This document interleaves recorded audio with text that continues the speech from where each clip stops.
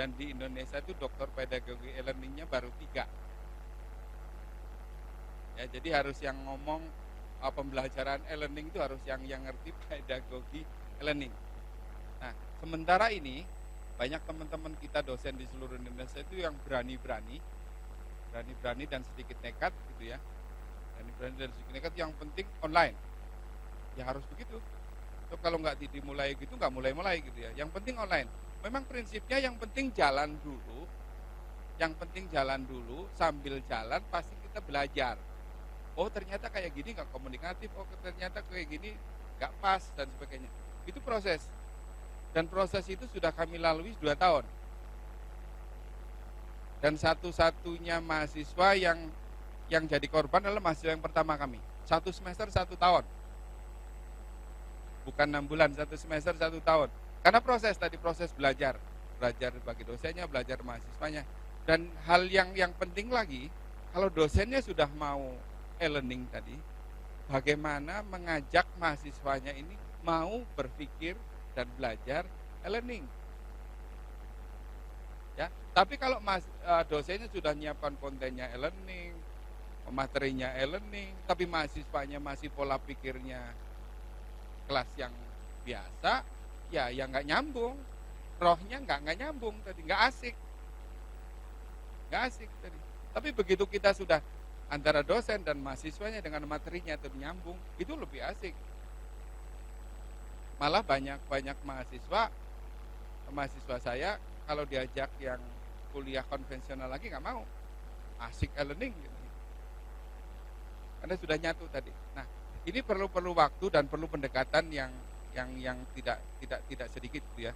Kalau awalnya memang kita harus susun sesuai dengan ISO tadi, ISO standar-standarnya tadi, skomnya masuk semuanya, kemudian nanti ada pedagoginya, bagaimana membuat orang yang tidak tertarik menjadi tertarik tadi.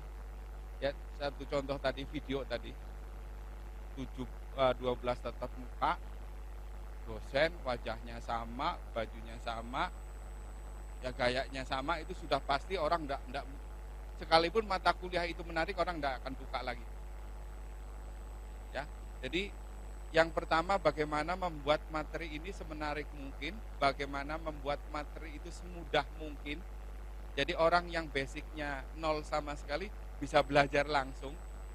Kemudian di dalam belajar langsung tadi, mahasiswa yang belajar langsung itu ada ketertarikan yang lebih. Karena ketertarikan lebih tadi kan dia bertanya. Jangan 100% dibikin tanpa dosen. Akhirnya nanti dosennya nggak berfungsi tuh. Ada hal-hal yang mahasiswa memerlukan, saya perlu lebih dalam ini, saya perlu lebih bimbingan ini, saya perlu diskusi. Nah, tadi dengan cara seperti itu, dengan membuat materi seperti itu, ada caranya, kemudian ada teknologinya. Kami kebetulan timnya cukup support ya, seperti itu. Jadi saya itu pengen keliling Indonesia, menularkan kepada teman-teman yang tadi seperti Mas tadi, saya sudah pengen e-learning, support untuk mata kuliahnya, pengen seluruh Indonesia, kapan di Bandung, kapan di Semarang. Ya, kita kebetulan yang diberi kesempatan duluan belajar duluan, kemudian mengalami hambatannya dan sebagainya, jadi bisa sharing. Saya pikir siap ya, prinsipnya kami di Aptikom Nexus Nusantara atau konsorsium Aptikom siap ya Pak, kami siap membantu, termasuk teman-teman. Saya kira waktu saya sudah habis, Bapak Ibu sekalian.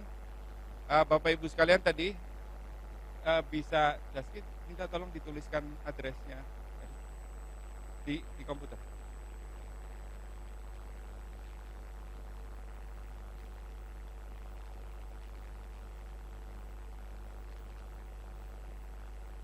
Ya.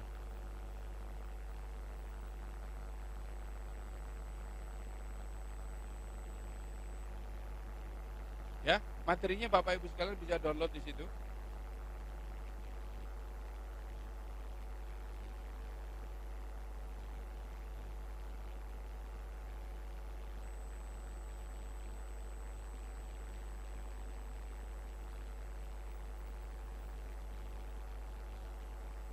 Semuanya ada materi kuliah, ada materi petunjuk, ada ISO dan sebagainya di situ.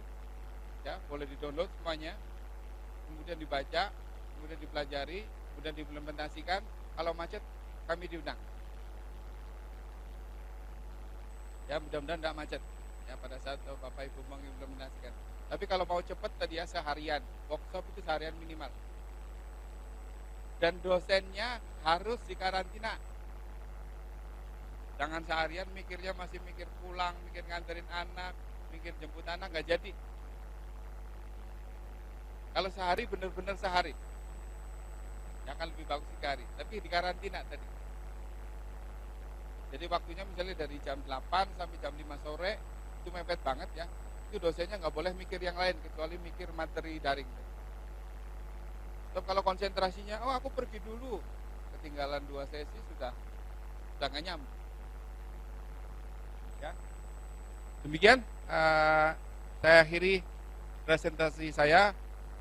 Bila ada salah dan kekurangan, mohon dimaafkan. Billahi taufiq wal hidayah. Wassalamualaikum warahmatullahi wabarakatuh.